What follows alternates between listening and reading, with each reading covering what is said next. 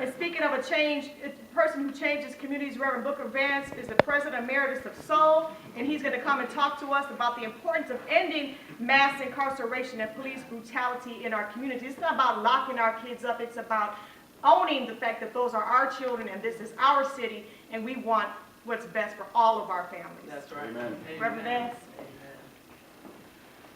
Good morning. Good morning. Good morning. We want to take souls to the polls. Amen. Amen. I stand here boldly this morning giving credence to the fact that unless we are organized, unless churches work together, unless community groups work together, then we will not make a difference in our communities. Amen. And we're standing here boldly this morning to say that too much has been happening.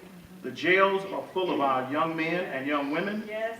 and that the schools need to be more heavily funded because we're spending more money keeping our kids in jail than we are educating them. That's right. That's right. And because of that, we find ourselves in a position where we need to move toward understanding that this is more than just a simple accident. That's right. Since the war on drugs back during the Reagan administration, we've seen mass incarceration affect disproportionately our young men and women. And we found just this week, I was in Cook County Jail working with restorative justice, with circles, with young men and young women, and found that when these young people find themselves in this position, they find that they have no way out, and no one's helping them.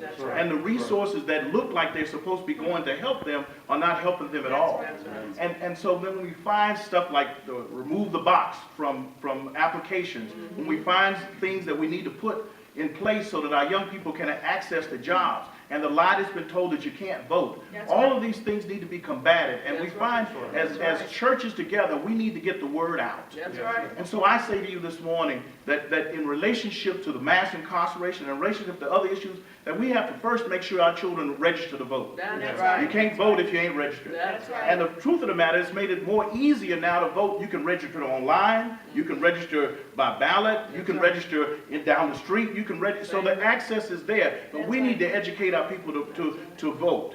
Then we need to get out to vote. That's right. We got to get out. Not only do we have to get out, but we need to bring somebody with us. That's right. So it's not enough to be registered, it's not enough to get the vote out, but we need to bring somebody with us.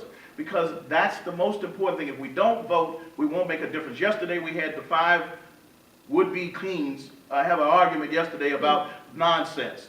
And unless we deal with the real issues that are affecting our people, particularly in relationship to the disproportionate impact that jails and how it affects family, whether it's bonds that are disproportionately put upon our young families who can't afford, and a $10,000 or $15,000 bond doesn't do any service. And people locked up for weeks when they need to be in jobs is critical. So what I want to suggest to you is that we've got work to do. And we got work to do together. Yes. And we as churches are pulling together so that we can make sure that there are souls going to the polls. And we're going to do it and make sure it happens so that we make a difference. And after the election, that's when we're going to get the business. That's right. After the elections, we got to hold these officers and officials accountable. And that's why we're here this morning. So I thank you very much. Amen. Amen. Amen.